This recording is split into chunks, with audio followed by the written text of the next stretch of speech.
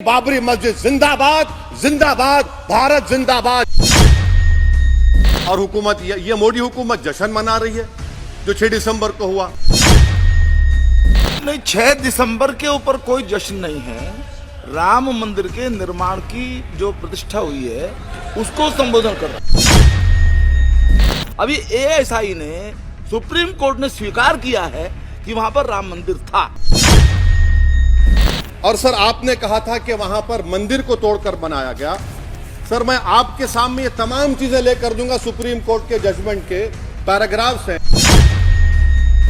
जिसमें supreme court ने ASI की रिपोर्ट को नकारा।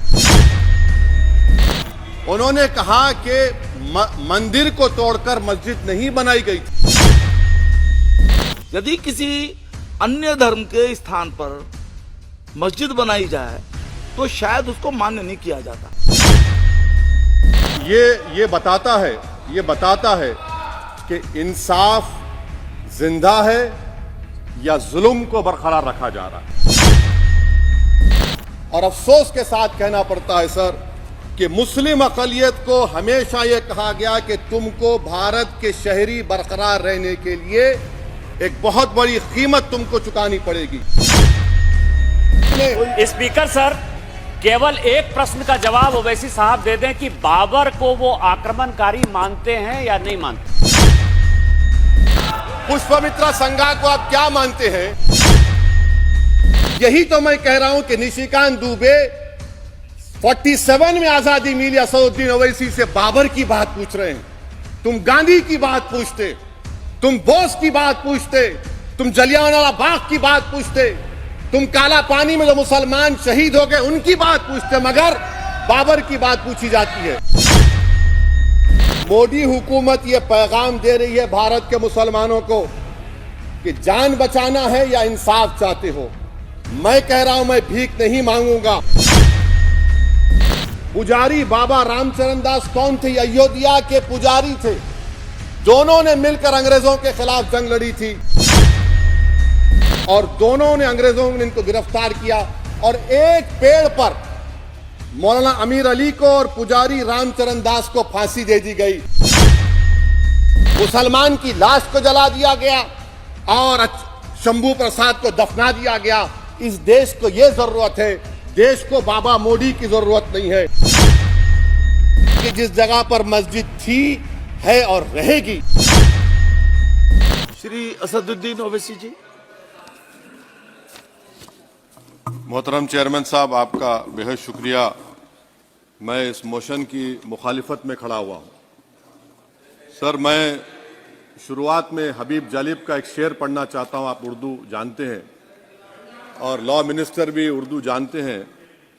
हबीब जालिब ने कहा था कि हुक्मरान हो गए कमीने लोग, खाक में मिल गए नगीने लोग, हर मुहिब वतन जलील हुआ, रात का फासला तवील हुआ, आमिरों के गीत जो गाते रहे वही नामो दाद पाते रहे, रहजनों ने रेजनी की थी, रहबरों ने भी क्या कमी की थी। सर मैं अभी सुन रहा था हमारे शिंदे ग्रुप के शिवसेना के पार्टी लीडर अपनी तकरीर कह रहे थे।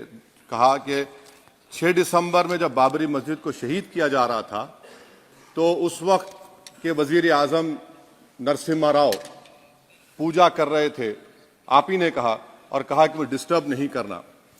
तो ये बड़ा अजीब मौका है कि बीजेपी की ताईदी पार्टी ये कह रही है कि नरसिम्हा राव ने कहा कि मुझे डिस्टर्ब मत करो, मैं पूजा कर रहा हूं, और जिसने रथ यात्रा निकाला, इन दोनों को मोदी सरकार ने इस मुल्क का सबसे बड़ा सिविलियन अवार्ड दे दिया, सबसे बड़ा सिविलियन अवार्ड दे दिया।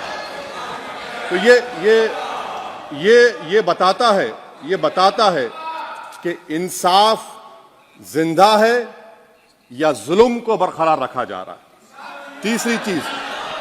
तीसरी बात यह है कि सर इस ऐवान में सियासी पार्टियां आएंगी चले जाएंगी। आप आए, मैं आया, हम भी चले जाएंगे।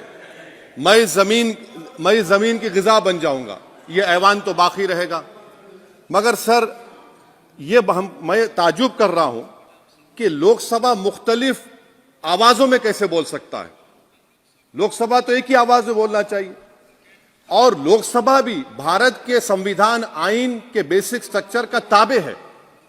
और सर ये इसलिए कह रहा हूं कि 16 दिसंबर को ये ले कर देता हूं, 16 दिसंबर 1992 को इसी लोकसभा ने एक रेजोल्यूशन पास किया था। आप इजाजत दीजिए तो मैं पढ़ता हूं सर।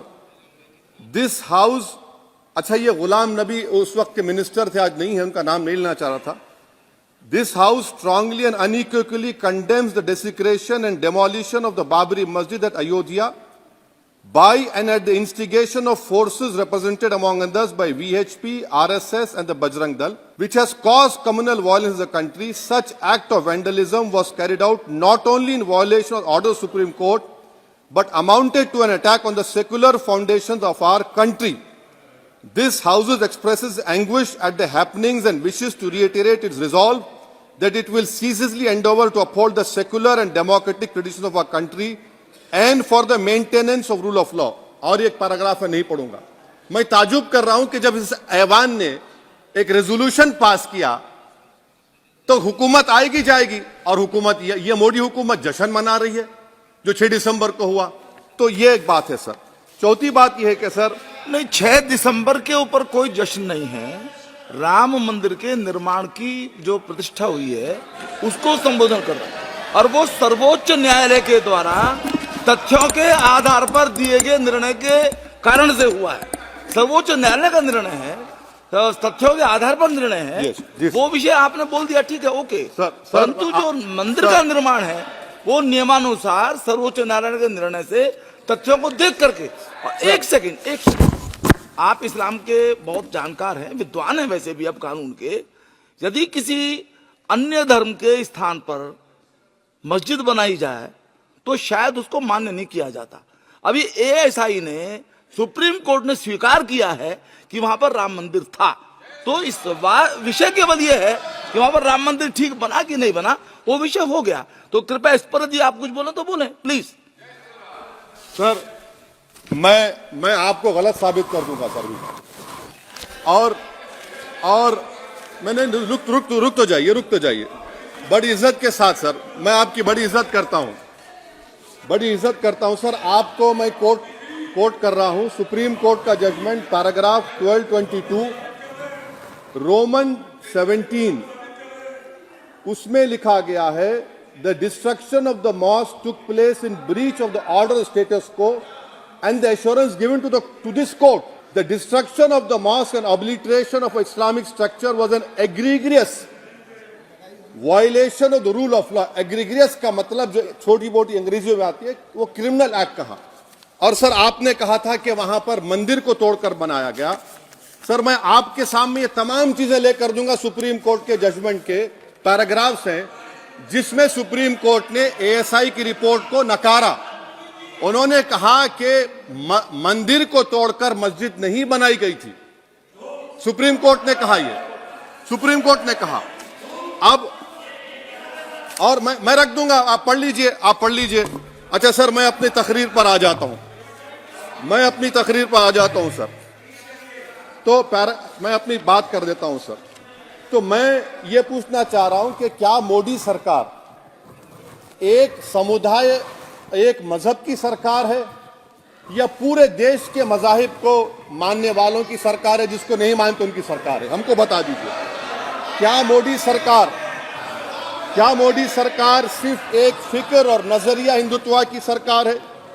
क्या इस देश का, इस गवर्नमेंट ऑफ इंडिया का कोई मजहब है? इस वतन अजीज सबके मजहब को मानता है। सर मेरा मानना है कि इस देश का कोई मजहब नहीं है। क्या ये सरकार 22 जनवरी का पैगाम देकर यह बताना चाहती है कि एक मजहब को दूसरे मजहब के मानने वालों पर गलबा और कामयाबी मिली? क्या आइन इसकी इजाजत देता है? क्या ये पैगाम आप जब ऐवान से दे रहे हैं तो 17 करोड़ मुसलमानों को आप क्या पैगाम दे रहे हैं, ये मैं आप पर छोड़ता हूं।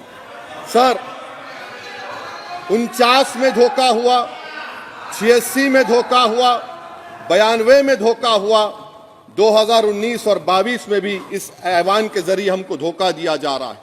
और अफसोस के साथ कहना पड़ता है सर कि मुस्लिम अक़लियत को हमेशा यह कहा गया कि तुमको भारत के शहरी बरकरार रहने के लिए एक बहुत बड़ी कीमत तुमको चुकानी पड़ेगी, और हम पर इल्जाम लगा दिया गया। सर, क्या मैं बाबर का स्पोक्स पर्सन हूं? क्या मैं जिना का स्पोक्स पर्सन हूं? क्या मैं औरंगजेब का स्पोक्स पर्सन हूं? बताइए सर, आखिर मैं कहां तक आप मुझे लेकर जाएंगे? दूसरी बात यह है सर, दूसरी बात यह है कि फिर 6 दिसंबर के बाद देश में फसाद हुआ, नौजवानों को टाडा में डाला गया जो बूढ़े होकर निकले। यकीनन आपकी सरकार नहीं थी, आपकी सरकार नहीं थी। अच्छा, बल्कि मैं तो मर्यादा पुरुषोत्तम राम की इज्जत करता हूं, मगर मैं नाथूराम गोडसे से नफरत करता हूं। मेरी नस्लें नफरत करती रहेंगी, क्योंकि नाथूराम गोडसे ने उस शख्स को गोली मारी जिसके जबान से आखिरी लफ्ज निकले हे राम।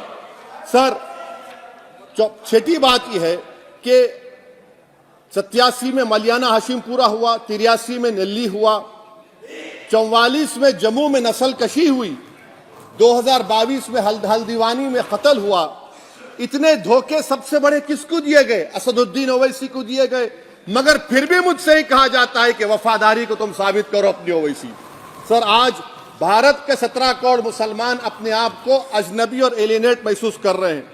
मैं बहुत बड़ी नाइंसाफी होती है, सर ये कोई तारीखी नाइंसाफी को इंसाफ नहीं किया जा रहा है। स्पीकर बल्कि सर, अंग्रेजी में स्पीकर सर, केवल एक प्रश्न का जवाब ओवैसी साहब दे दें कि बाबर को वो आक्रमणकारी मानते हैं या नहीं मानते?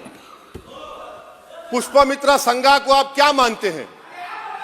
बताओ, पुष्पमित्रा संघा को आप क्या मानते हैं? जम्मू के वो, कश्मीर के वो राजा को क्या मानते हैं जिसके पास एक फौज थी मंदिरों को तोड़ने के लिए? आप क्या मानते हैं? यही तो मैं कह रहा हूं कि निशिकांत दुबे 47 में आजादी मिली, असदुद्दीन ओवैसी से बाबर की बात पूछ रहे हैं। तुम गांधी की बात पूछते, तुम बोस की बात पूछते, तुम जलियांवाला बाग की बात पूछते, तुम काला पानी में जो मुसलमान शहीद हो गए उनकी बात पूछते, मगर बाबर की बात पूछी जाती है। तो सर, मैं आपको बता रहा था, खामखा डिस्टर्ब किए सर, मुझे मेरा वक्त ले लिए निशिकांत दुबे। सर, मैं आपसे कह रहा था, मोदी हुकूमत ये पैगाम दे रही है भारत के मुसलमानों को कि जान बचाना है या इंसाफ चाहते हो। मैं कह रहा हूं, मैं भीख नहीं मांगूंगा, मैं इस नंगी तासुब को कबूल नहीं करूंगा, मैं दूसरे दर्जे के शहरी के मौक़िफ़ को कबूल नहीं करूंगा, मैं अपनी शनाख्त को नहीं मिटने दूंगा। अब मैं झूठी और दिल फरेब बातों पर हरगिज भरोसा नहीं करूंगा। मैं वो काम नहीं करूंगा जो बीजेपी और नाम निहाद सेकुलर पार्टियां चाहती हैं। मैं वो काम करूंगा जो आपको पसंद नहीं है, संविधान के दायरे में रहकर। सर, कंक्लूजन में मैं आपको बताना चाहता हूं कि आज इस देश को किसकी जरूरत है? इस देश को अयोध्या में, तारीख शायद नहीं पढ़ते होंगे, मौलाना अमीर अली कौन थे? पुजारी बाबा रामचरण दास कौन थे? अयोध्या के पुजारी थे। दोनों ने मिलकर अंग्रेजों के खिलाफ जंग लड़ी थी और दोनों ने, अंग्रेजों ने इनको गिरफ्तार किया और एक पेड़ पर मौलाना अमीर अली को और पुजारी रामचरण दास को फांसी दे दी गई। देश को इनकी जरूरत है। देश को शंभू प्रसाद, अचन खां, ये राजा देवी बख्श सिंह के फौज में थे, अंग्रेजों से मुकाबला किया, मुसलमान की लाश को जला दिया गया और शंभू प्रसाद को दफना दिया गया। इस देश को यह जरूरत है, देश को बाबा मोदी की जरूरत नहीं है। आज भारत को अयोध्या के मौलाना अमीर अली और रामचरण दास, अचन खान, शंभू खान की जरूरत है। सर, मैं अभी सुन रहा था ये नाम निहाद सेकुलर पार्टियों के बयानात को। क्या होता है सर, आप, खत्म कर रहा हूं, क्या होता है सर, जब काजी साहब गवाहों को लेकर दुल्हन के पास जाते कि तुमको निकाह कबूल है, तो दुल्हन शर्मा के खामोश बैठ जाती। तो इनकी खामोशी रजामंदी की अलामत है। जी जी। तो सर, मैं खत्म करने से पहले यह बताना चाह रहा हूं कि जब वजीर आजम जवाब देंगे तो क्या वो भारत के 140 करोड़ जनता के लिए जवाब देंगे या फिर सिर्फ हिंदुत्व की फिक्र रखने वालों का जवाब, मैं खत्म कर जवाब देंगे? ये देश, दुनिया, मुसलमान देख रहा है। सर, मैं आपको यह भी बताना चाह रहा हूं, आखिर में कंक्लूड कर रहा हूं सर, 1 मिनट चाहिए। एक मिनट चाहिए सर। सर, मेरा मानना यह है कि आज मैं बहैसियत एक भारत के गयूर मुसलमान के, let me stand as a tall Indian Muslim and say that the light of Indian democracy today is at its dimmest today, sir. Sir, in conclusion, मेरी फिक्र में मेरा ईमान मुझे कहता है कि जिस जगह पर मस्जिद थी, है और रहेगी, बाबरी मस्जिद है और रहेगी, बाबरी मस्जिद जिंदाबाद, जिंदाबाद, भारत जिंदाबाद, जय हिंद। सबको जोड़ने की बात की जाए वो बेहतर है।